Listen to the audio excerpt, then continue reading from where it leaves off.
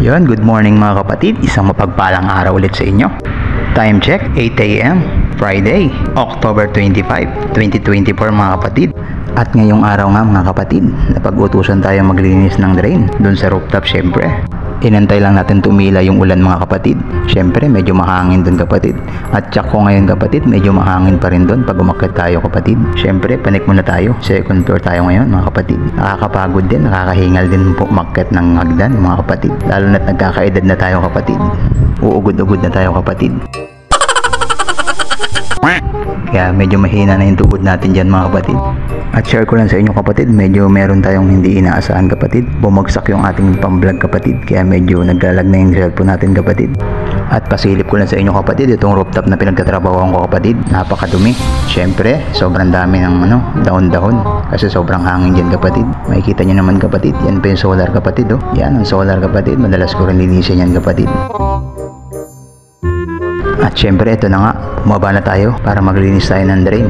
Kasi medyo barado na talaga dyan mga kapatid. Pag umuulan kasi kapatid, talagang punong-puno yan kasi may mga katabi siyang mga building kapatid. Kaya medyo sobrang hangin talaga dyan lalo na pag umuulan. At lalo na ngayon pag may bagyo, talagang napupuno yan agad-agad kapatid. Napupuno siya ng dahon kapatid kasi marami din mga punong malalaki dyan kapatid sa mga paligid. At alam nyo ba kung malulaing kayo rito, hindi kayo pwede rito kapatid kasi medyo mahangin dyan. May part dito na sobrang nakakalula pag kahit ito'y third floor lang kapatid. Medyo alanganin ka pa rin kasi sobrang lakas ng hangin. At share ko lang ulit sa inyo kapatid, itong pang-vlog natin kapatid na cellphone kapatid. Ang taas ng binagsakan nito kapatid. Kaya kanina medyo nagba-blackout na siya kapatid. Sana lang talaga hindi siya agad mamatay agad mga kapatid para meron tayong pang-vlog kapatid. Kasi wala pa talaga tayong budget sa ngayon kapatid. Kasi matagal ko na rin pinapangarap maging sikat na vlogger kapatid. Kaya kahit sa mga simpleng video mga kapatid, nagbablog ako kapatid. Kahit sa mga simpleng ginagawa ko kapatid sa araw-araw, pilit kong sinashare sa inyo kapatid.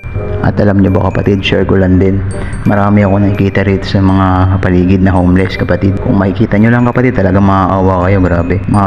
Iba dyan, matatanda pa, gustong gusto ko silang i-content mga kapatid, yung tulungan ko sila kapatid, kaso wala pa rin talaga tayo. Nag-uumpisa pa lang din talaga tayo sa larangan ng pagbablog kapatid.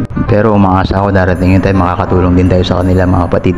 Ako pa naman kapatid yung maawain sa mga ganyan kapatid, lalo na pag nakikita ko yung mga batang palakad-lakad sa lansangan kapatid, nakakadurog ng puso yung mga yan kapatid. Lalo na pag umuulan kapatid, isipin mo na lang saan sila natutulog kapatid, basang-basa sila ng ulan. So yan mga kapatid, medyo nagiging madrama na tayo dito. Yan sa part na yan kapatid, medyo naiilang tayo kumuha ng dyan kapatid, dahon kapatid, kasi medyo mahangin talaga dyan kapatid. Nag-aalanganin talaga tayo dyan syempre, mahirap na, safety first tayo kapatid. Pag nahulog tayo dyan, sigurado maaga ka mamamaalam talaga dyan kapatid. O isa na kapatid, kung wala kang maiiwan ng pamilya, di ba? Mahirap na.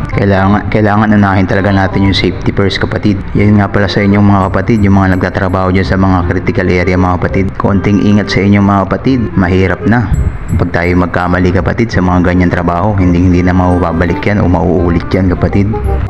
Unang-una, kawawa yung mga mauulila sa atin mga kapatid, yung mga maiiwanan nating mahal sa buhay. Kaya kapatid, lagi tayong mag-iingat, keep safe mga kapatid. At tignan nyo ako dyan kapatid, grabe yung hangin din dyan kapatid, kaya medyo naiilang-ilang tayo dyan kapatid kasi open area yan kapatid. Magkamali tayo dyan, sigurado talaga tayo dyan.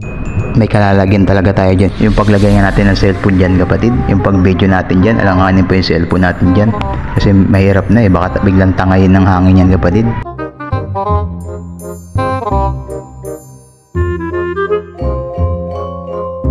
At yun nga pala mga kapatid, share ko lang mga kapatid, syempre, anib na ng aming kapatiran bukas kapatid. At syempre, unang-una, pagbati mula sa akin. Happy 16th founding anniversary, Pasay Council, Sentro Marcaban Chapter. Salute mga kapatid!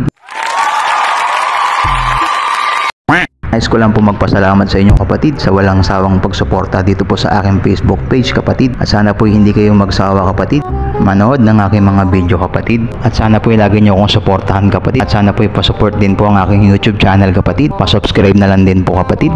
At sana po isuportahan nyo din po ang aking TikTok mga kapatid. Maraming salamat po.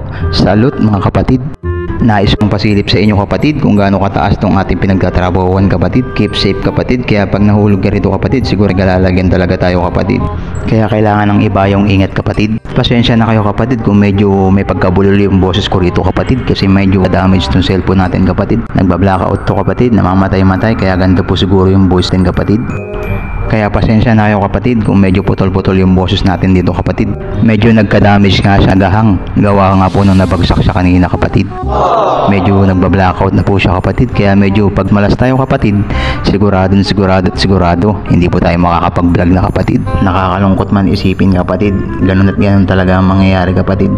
Kung magkaroon man tayo ng cellphone ulit kapatid, syempre medyo matatagalan tayo kapatid. Wala pa tayong kakayahan makabili ng mga gantong cellphone kapatid sa ngayon. At aking pinapanalangin lang talaga kapatid, sana'y magtagal tong ating cellphone na ginagamit kapatid. Share ko lang yan sa inyo kapatid. At so yun kapatid, maraming salamat ulit sa panonood ng ating mga munting video kapatid. Maraming salamat. Ingat lahat kayo kapatid. Salute!